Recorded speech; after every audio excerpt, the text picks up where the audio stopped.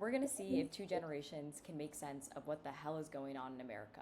This is Between a Left and a Hard Place, and I'm Catherine Devine, a journalist, a law student, and a member of Gen Z. And I'm Dean Charles, old school businessman, boomer. We're really going to try and work this out. Okay, so if you want to know, let's go.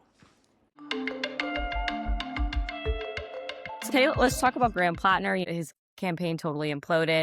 It's amazing to me because I read all these stories about how he actually got to be the nominee, and there was like guys that are supposed to be kingmakers or whatever in the DSA. They recruited Graham Platner. They wanted an oyster farmer. They wanted some guy that I don't know, from the Manosphere. I don't know. They're trying to, capture the Manosphere. I'm not sure. You can tell me, because I know young kids, young straight white men, because I have one. I actually have two. They don't like the wussification. I don't know how else to explain it. Does that make sense? Is that too uh, is that too complication? And Graham Platner was kind of the anti-wussification. The Tim Waltz. Tim Waltz is the wussification. That does make sense, and I think it's a really common sentiment, especially among young Gen Z men.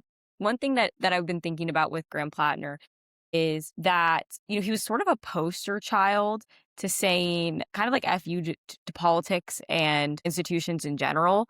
Because it's like after Trump gained all his traction with young men and then rode this sort of like aggressive brand of masculinity into his second term, a bunch of Democratic strategists sort of bet Socialist on bet. Platner, Yeah. to kind of create this new candidate for the Democratic Party, this sort of like Right. One that could masculine attract man.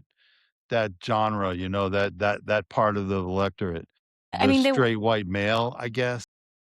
or just speak like a regular person. Like at this point, coming off of Harris's campaign, which was heavily criticized for coming from an ivory tower, I think they wanted someone to just speak like a regular person. And I think they wanted to find this working class man who could talk the talk and be a little Right. rough around the edges Right. and kind of be like someone that you would have at your actual kitchen table.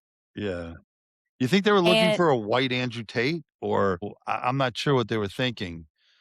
It well, seems that way though. I don't think they were like, "Oh, I want a white Andrew Tate." I think they were like, "We want someone who represents Americans." And then it's like, "Well, how bad is your view of the average American?" Right. Because in what way do you think that this Yeah. person Because if you look represents? at, there's a couple things, like if you look at Graham Platner, I hear a lot of people saying the Nazi tattoos should have been enough, especially boomers whose parents and grandparents and uncles and aunts fought in World War II. I have a few uncles that fought in World War II, and my dad fought in Korea. He was a naval corpsman. Um, and we come from a place where we were fighting this stuff. We were fighting socialism, and now socialism's on the rise again. It's really kind of a strange thought. And so where the Democrats screwed up, where Trump, I feel like the Democrats really forget why they lost the last race, and they really have never focused in on why they truly lost the last presidential election, why Trump won. People are so focused on being anti-Trump and hating Trump and calling Trump disgusting and all the things that you hear, that they're not focusing in on why they actually lost, why Trump actually won, and why people are in this situation, why America is in this situation right now. And when they did start to think about it, they said, all right, well, we'll find Graham Platner. I was reading articles about Graham Platner and his ascent and decline, and I read this quote by, I can't remember the name, but some Democratic strategist who viewed Platner's controversial background as an asset. And he said that, quote, like none of this, referring to, the sexual assault allegations, the Nazi tattoo that he got covered up, his Reddit post, he said, none of this will or should stop him from becoming a U.S. senator. People don't want their candidates grown in that. And so I do think that Platner was supposed to represent a more working class American Right. populace, Well, but I was just he don't going think after the the Democratic straight white strategists know. male? You think they were going after the straight white male? Was the DSA saying, "Hey, let's try for the straight white male"? Because none of it really makes sense, because people were obviously bringing out the warning signs early on this guy. People are saying, "You sure you want this guy?" And there was reports of treating women badly, and he had the Nazi tattoo, and he had troubling Reddit posts or tweets, whatever, whatever, and people kinda just, said, "Ah, forget about it," and honestly, even if this last woman hadn't come out and said she was raped, I don't know if he was gonna beat Susan Collins anyway.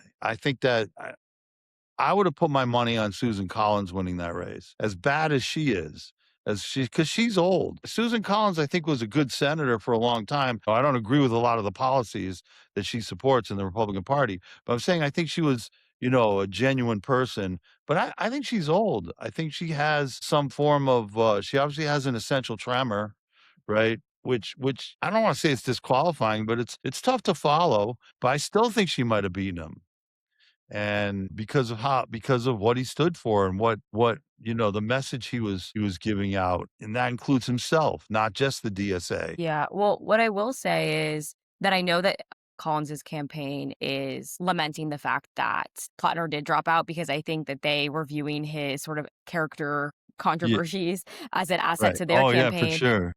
But I do think there's two big takeaways about this story. One is that I think it demonstrates how out of touch Democratic strategists still are. They don't actually have a good grasp on the working class as a base. They don't really have a good grasp of what the average American is, because it's crazy that they really kept Graham Plattner up after controversy after controversy after controversy. And but the other thing is I think where the Democratic strategists got it right with Graham Plattner was that he was pretty anti-establishment.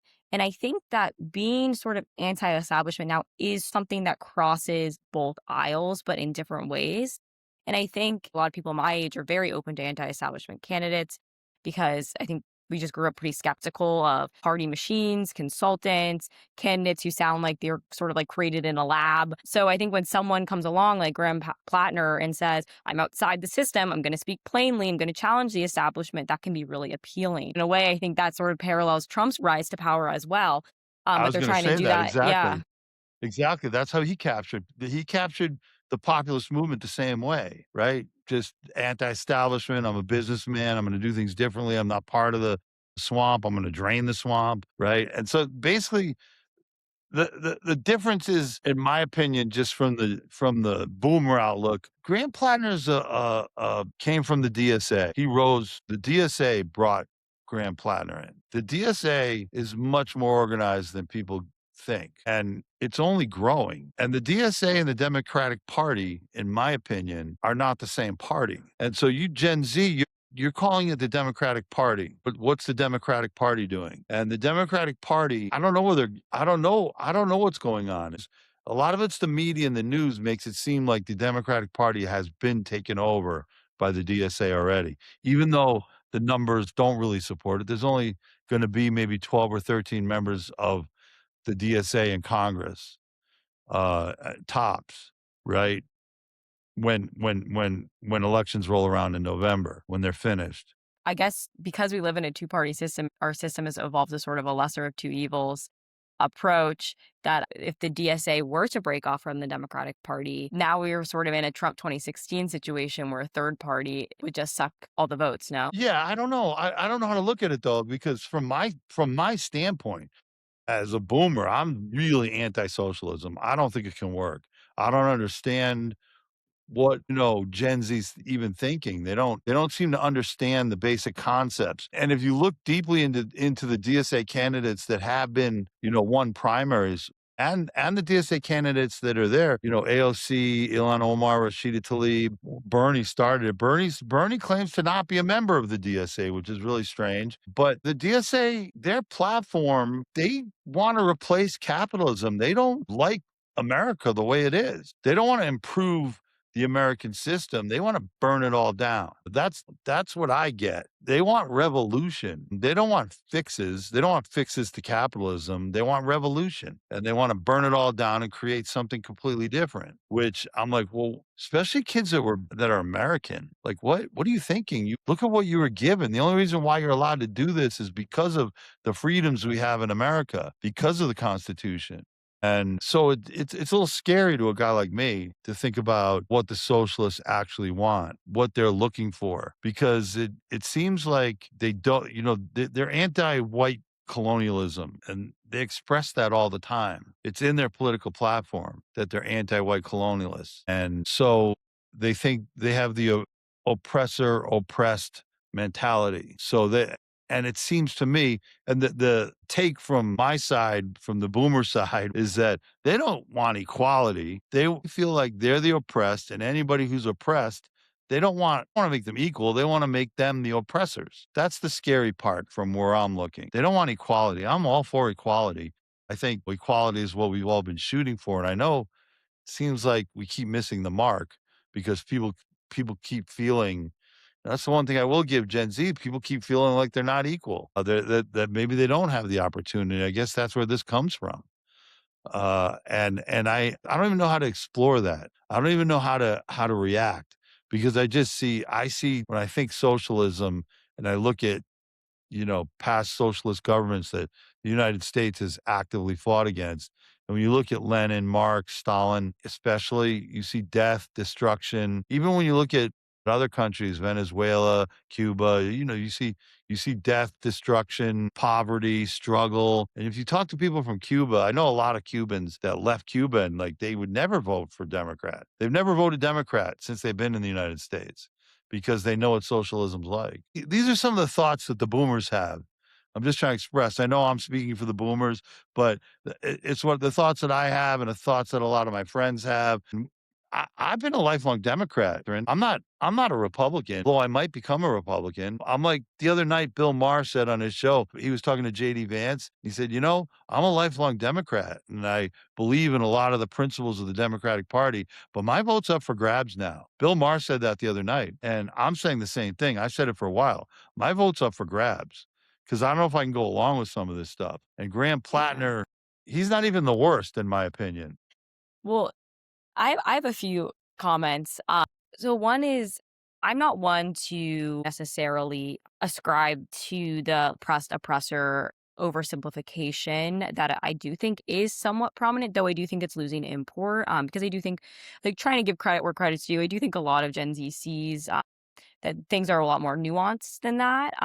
But I do understand where some of this like hopelessness or search for justice comes from. Not to speak on behalf of my whole generation, but I think just as a window Please into do. it, Please my do. generation has grown up watching basically all these institutions around us fail or like at least disappoint us. Yeah. A lot of us grew up post 9/11. I don't personally remember a life pre 9/11. I don't think anyone in my cohort does. We remember the Iraq war aftermath, though, the financial crisis, a lot of student debt, climate inaction, Dobbs, COVID, housing unaffordability.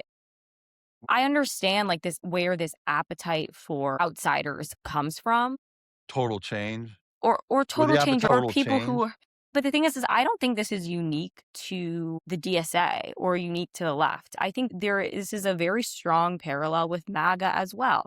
That came from an appetite for outsiders. And here's the reason why I won't say my vote is up for grabs. It's because I think the way in which accountability is treated on the right versus left is still very different. Plattner dropped out. How many figures on the right have very similar allegations under their name yet are still holding their position? I'm thinking of Brett Kavanaugh as an obvious one, not to mention countless others. And then Yeah, Swalwell, Eric he dropped Swalwell. out. Right. Plattner dropped out. At least Yeah, there's there was warning some signs everywhere about semblance. Eric Yeah. Swalwell, but he did drop out, though. At least there's some semblance of accountability. The one thing I do want to point out about the Plattner story that I found interesting was I don't know if you watched his resignation video. He didn't officially drop out. A lot of people were talking about that. Like, he hasn't said he's not gonna continue. He's trying to negotiate his exit, or he's not gonna exit at all, and that's very Trumpian. Trump would never back out. If some woman came out and said that, Trump would say, She's lying." Trump's the one that stopped people from dropping out after being accused. He's just like, "She's lying." Trump was able to get away with it. "She's lying, it's not me," right? Okay, that's interesting. One thing I did want to point out about his messaging in this video, and this is sort of in a similar Trumpian vein that you were bringing up about how his response was borrowing from that playbook, was that he kind of obfuscated responsibility. He denied everything and then said he blamed the establishment. Why don't you play it? We can play it. Here's what he said. It's not the false allegations, though, that have brought us to where we are. It's the fact that they are being used by the political establishment to put structural pressure on us. We live in a political system that is not built for normal people. It is a system that is built structurally to make sure that movements like ours cannot flourish. That if they begin to succeed, they can be crushed.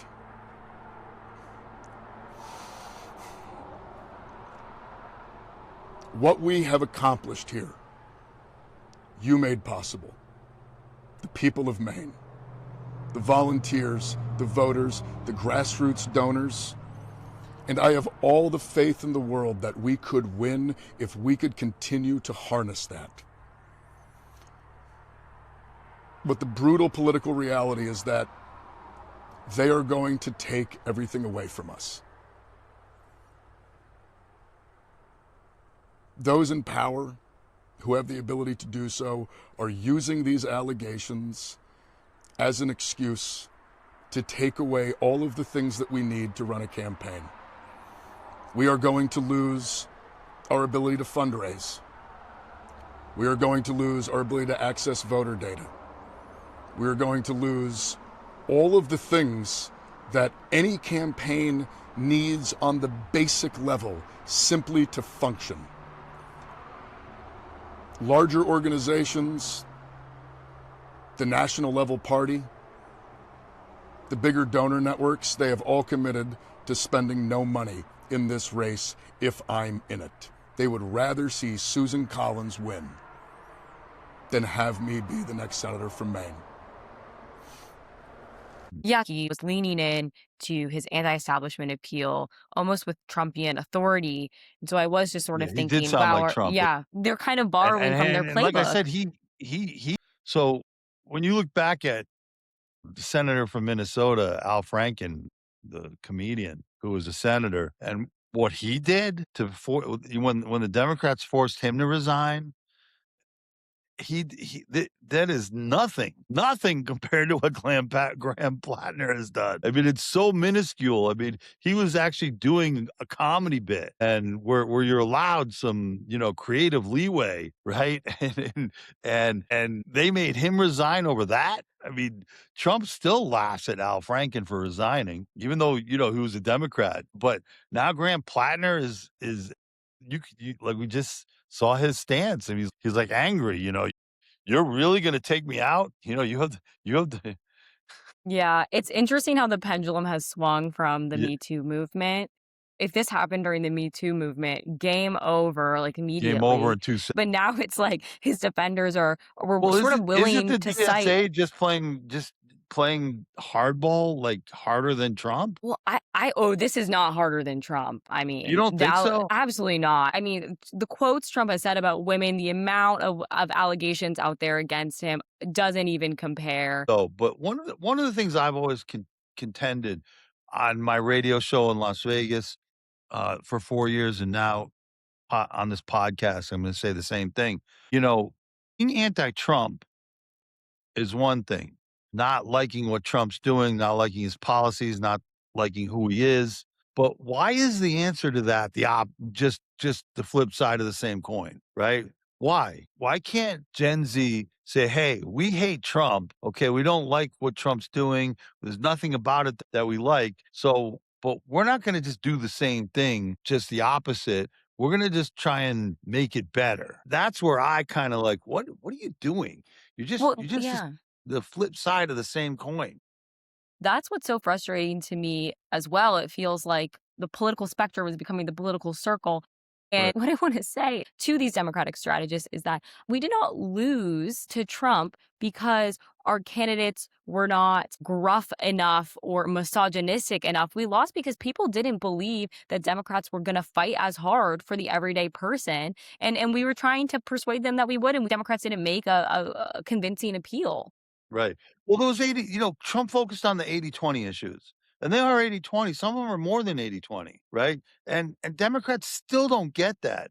That's why I think there's a chance that Democrats still lose even this upcoming election because they don't understand that if something's an 80-20 issue, you gotta be on the 80% side. It just doesn't seem like there's a lot of common sense. The DSA, though, in a lot of these districts, their big thing now is basically Israel and AIPAC, which is really bizarre to me because AIPAC's just one pack. There's so many packs in the United States that have more money than AIPAC.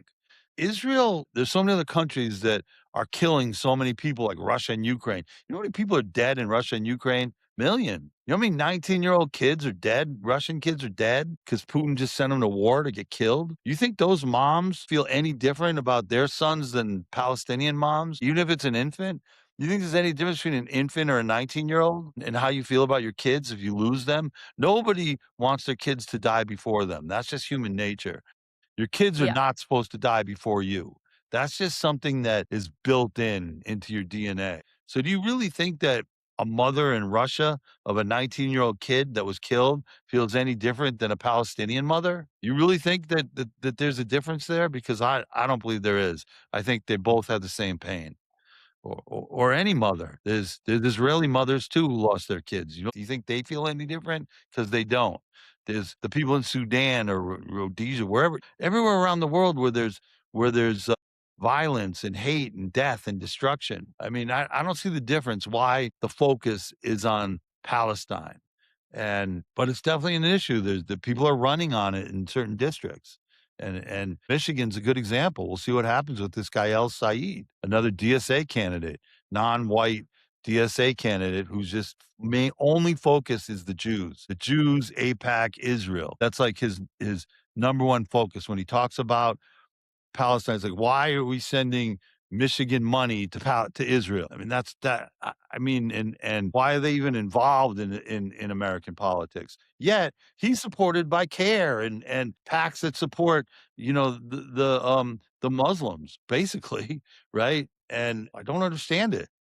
I Yeah. just don't get the whole thing, why how that's become a primary focus of the DSA, and it's working. I mean, it can only lead to bad things because after the Jews are gone, who's next, right? Probably just straight white people, number 1, or white people in general. Gay whites seem to get a pass from the DSA, but Christian whites are next.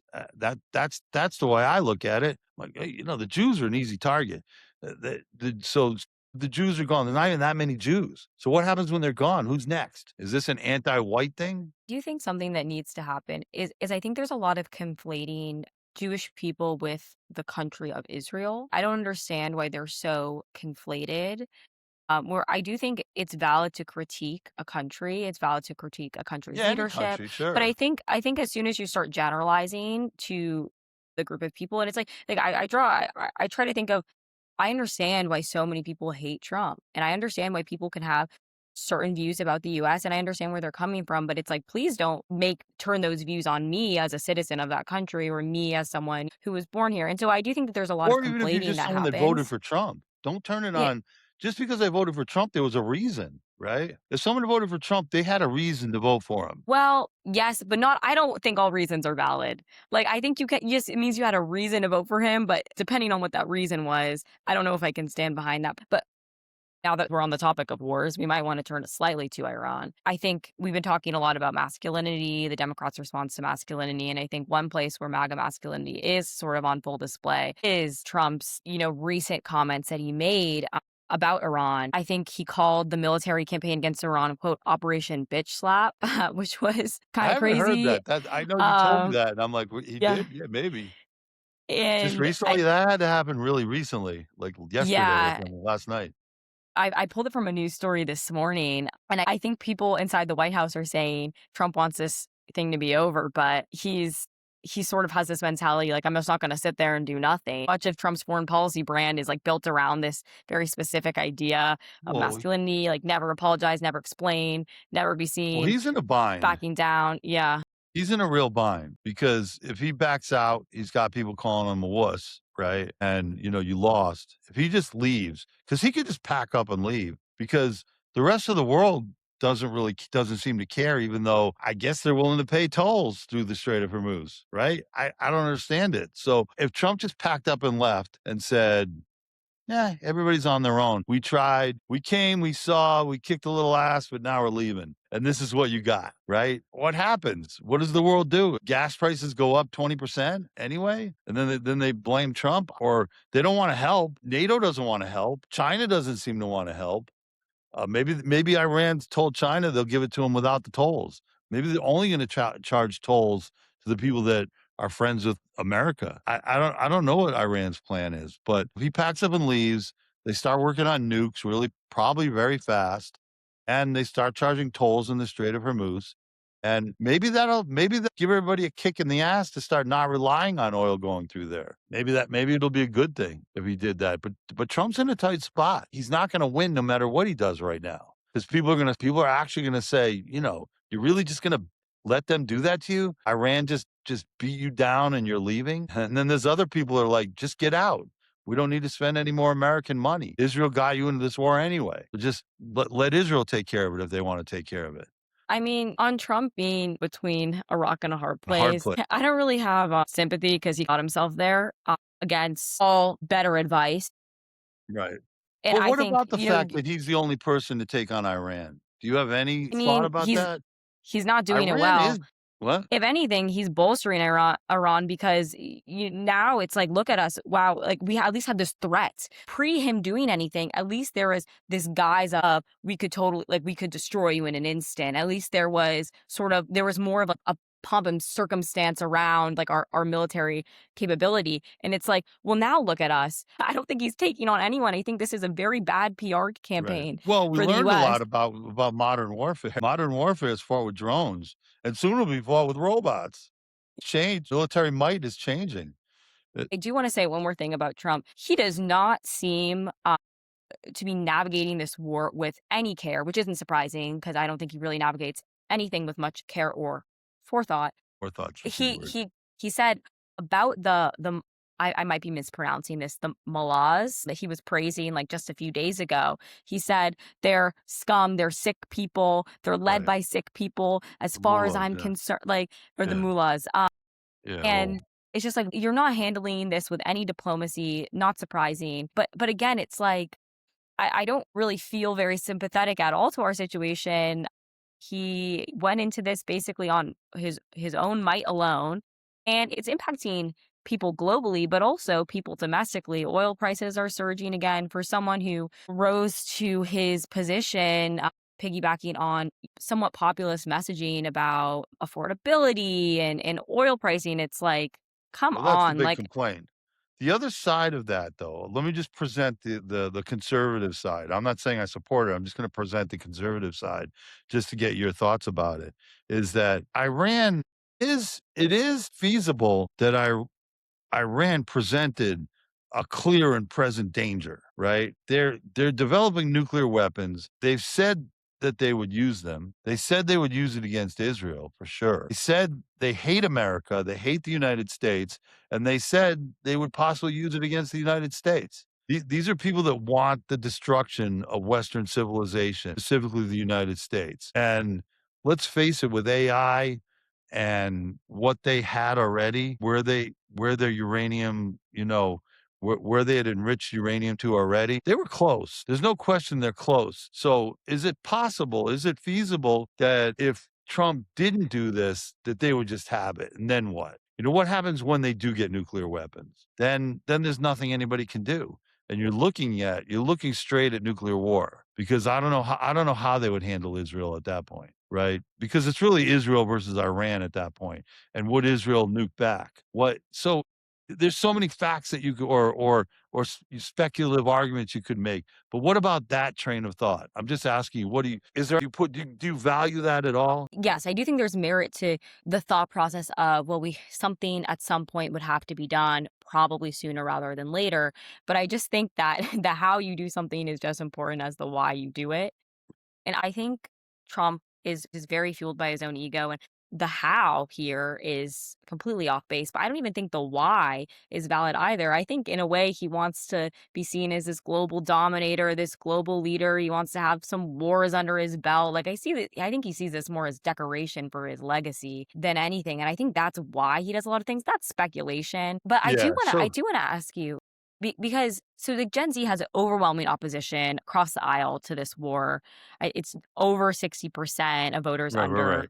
35 say this is a mistake. I think a lot of that's driven by fears of economic instability, rising prices, risk of a military draft. There was some talk about that floating around. But I am curious, coming from your vantage point, having more experience with the U.S. being involved in international conflict, what's your take on this? Yeah, no one wants forever wars. But that was pretty clear. Trump ran on no more forever wars, right? So no one likes war. When I was growing up, Vietnam was all the rage, and people were protesting because their friends were being sent to a war they didn't understand why and being killed. Like, why are we even in this war? I think there's a general, there's a general feeling of not really understanding why we were there. And then soldiers that went and came back were looked down upon at that time, which was really strange. Like, why are you sending people to war and now people are coming back and they're being looked down upon? So there was some kind of, was this righteous? Was it a righteous war or wasn't it a righteous war? So, and then when you look at what happened after 9/11 and the whole,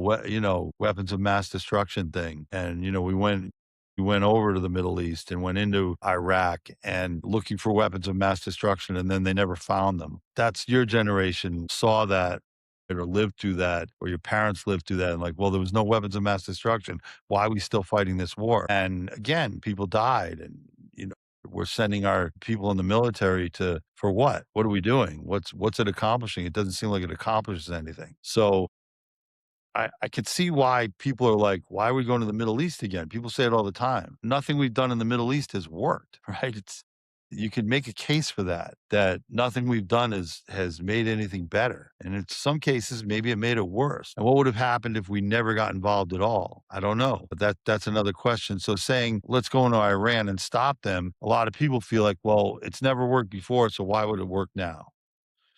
And so I think even a lot of people my age feel that way. They're like, we don't want to go to war. Nobody wants to go to war. Right. So Trump put himself in a position where he's going against that general sentiment. Is he right? Is he right that if we don't stop Iran, they're going to they're going to use nukes and they're going to hold the world hostage? And their goal is to take over the world. They state it all the time. They want the Muslim their Muslim identity to rule the world. That's what they've stated.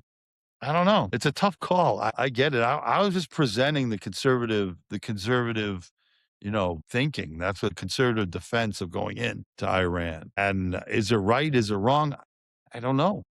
I just don't know. The world needs Yeah, another direction. Need to stop relying on fossil fuels. There's no question about well, that. yeah, that too.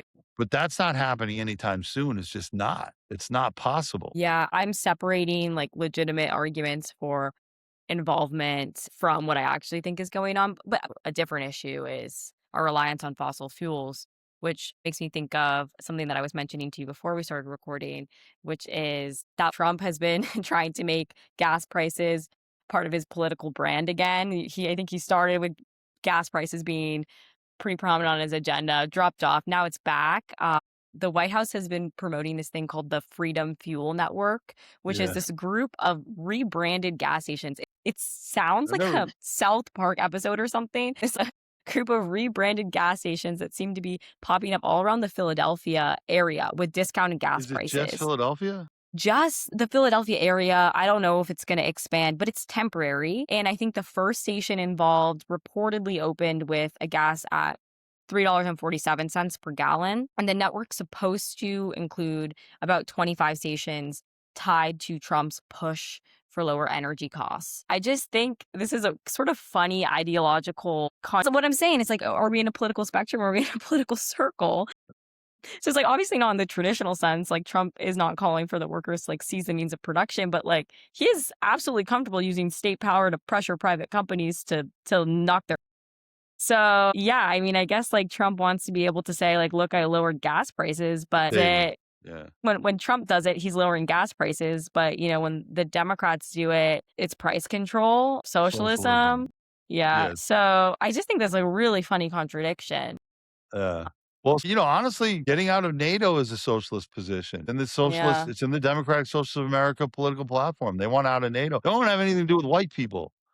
It's in yeah, the Democratic Socialists of America political platform. Stopping US aid, if you read the Democratic Socialists of America political platform, they wanted to stop giving money to US aid also because they thought it was propaganda for white colonialism. It says it in there. People should read it. So there's definitely things that Trump and the DSA agree on. There's no question, right? yeah. It's The kind thing of funny. that I don't know what to Yeah. say. I hate that stance on the US aid. It's like, okay, whatever the US did colonially in the past, I'm sure there were brutal war crimes and all this stuff tied to it. But regardless, why are you letting people die of curable diseases when Yeah, we I have know. like that's crazy. The answer is always in the middle, right? Yeah. People don't I don't know. It's very frustrating. It's Anyway, not let's it's just I think yeah. we need to wrap up for today. Let's get anybody who wants to, comment, obviously check us out. We're going to try and put out a weekly podcast, but feel free to comment and like and all that kind of stuff. Everybody knows the routine. We'd love you to follow us so that you can come back and hear what we have to say. Anyway, let's call it a day and come back and see us next episode. All right. Thanks.